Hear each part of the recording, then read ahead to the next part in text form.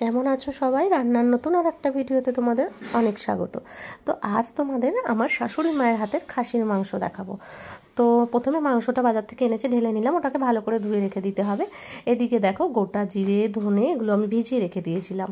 তার সাথে কাঁচা লঙ্কা, শুকনো লঙ্কা, পেঁয়াজ, আদা, রসুন, খানিকটা টমেটো দিয়ে একটা সুন্দর পেস্ট বানিয়ে নিতে হবে। তারপরে মাংসের মধ্যে কুচানো পেঁয়াজ, টমেটো কুচি দিয়ে দেবো।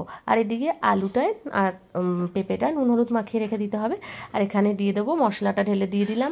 তারপরে এর মধ্যে দিলাম হলুদ, তারপর দেবো বেশ খানিকটা সর্ষের তেল, দেবো পরিমাণ মতো নুন, দিয়ে খুব ভালো করে এটাকে মাখিয়ে, আর একটু চিনি সামান্য দিয়ে খুব ভালো করে এটাকে মাখিয়ে রেখে দিতে হবে আধ ঘন্টা মতন। আর তেজপাতাটাও ওর মধ্যে মা দিয়ে দিল দেখলাম, দিয়ে ওটাকেও আবার সুন্দর করে ওর সাথে মাখিয়ে রাখলো।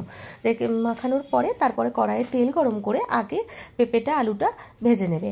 আর এই মাংসটা মা প্রেশার কুকারেই রান্না করবে। তবে একটা ব্যাপার বলি, যে খাসির মাংসে কিন্তু পেঁপে দিলে মাংসটা যেমন সুন্দর সেদ্ধ হয়, আর খেতেও কিন্তু খুব ভালো লাগে, পেঁপেগুলোও খুব ভালো লাগে। এবার আধ ঘন্টা হয়ে গেছে ম্যারিনেশন করা। কড়াইয়ের মধ্যে যে তেলটা ছিল ওর মধ্যে মা কুচানো পেঁয়াজ দিয়ে দিল। কারণ পেঁয়াজটা দিল অল্প তেলেই দিল, কারণ কি মাখানোতে তো কিছুটা তেল দেওয়া আছে। এবার পেঁয়াজটা লাল লাল করে ভাজা হলে মা সমস্ত মাংসটা কাচিয়ে কুচিয়ে ওখান থেকে দিয়ে দেবে ওর মধ্যে, দিয়ে ভালো করে এটাকে কষাতে থাকতে হবে। আর আমরা প্রথমে এটাকে হাই ফ্লেমে খুব ভালো করে কষাই, তারপরে আবার মিডিয়াম ফ্লেমে রাখি। মাংসটা কিন্তু আমরা কড়াইয়ে প্রচুর পরিমাণে কষিয়ে নিই, প্রায় 20 থেকে 25 মিনিট মতন আমরা কষাতে থাকি। এবার সেটা বুঝে কষাতে হবে। আর এর মধ্যে মা আবার দিয়ে দিল কালারের জন্য কাশ্মীরি লঙ্কার গুঁড়ো, কারণ ঝালের জন্য তো 2 রকমের লঙ্কার গুঁড়ো দিয়েছেই দেখলাম। আর এখানে দিল মা 1 চামচ মিট মশলা, সেটা তোমরা যে কোনো কিছুই দিতে পারো, যে কোনো মিট মশলাই দিতে পারো। দিয়ে খুব ভালো করে কষাতে থাকতে হবে, ততক্ষণ কষিয়ে যেতে হবে যতক্ষণ না একদম সুন্দরভাবে কষে তেল বেরিয়ে আসে।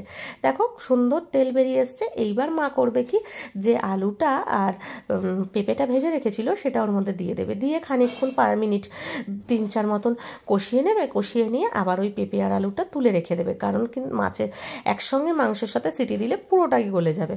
তারপরে মা মাংসের মধ্যে আমি প্রেশার কুকারে গরম জল বসিয়ে দিয়েছিলাম, ওখান থেকে যতটা পরিমাণে জল দিতে হবে বুঝে আমি ঢেলে দিচ্ছিলাম। মা বলে দিল আমাকে এতটা দিবি, ব্যাস ওইটুকুনি দিয়ে বন্ধ করে দিলাম। দিয়ে খুব ভালো করে নাড়াচাড়া করে নিয়ে আমি প্রেশার কুকারে দিয়ে দিলাম। আর আমাদের এই প্রেশার কুকারটা খুব সুন্দর সিটি ধরে, একদম দারুণ। তো এটা আমি প্রথমে দিয়েছিলাম 3টে সিটি দিয়ে গ্যাসটা ছাড়া অবধি রেখে দেওয়া হবে। তারপরে আবারও গ্যাস খুলে ওর মধ্যে আলু আর পেঁপেটা দিয়ে জাস্ট একটা সিটি দিলেই হবে, দিয়ে গ্যাসটা ধরে রেখে দিতে হবে। ব্যাস খাওয়ার সময় ঢাকনা খুললেই রেডি হয়ে যাবে একেবারে গরম গরম মাংস। এটা কিন্তু খেতে দারুণ হয় এরকম মাংসের ঝোলটা, তোমরা অবশ্যই ট্রাই করবে। আমার শাশুড়ি মায়ের হাতের রান্না তোমাদের সঙ্গে শেয়ার করলাম, কেমন লাগলো কমেন্ট করে অবশ্যই জানিও। টাটা সবাইকে।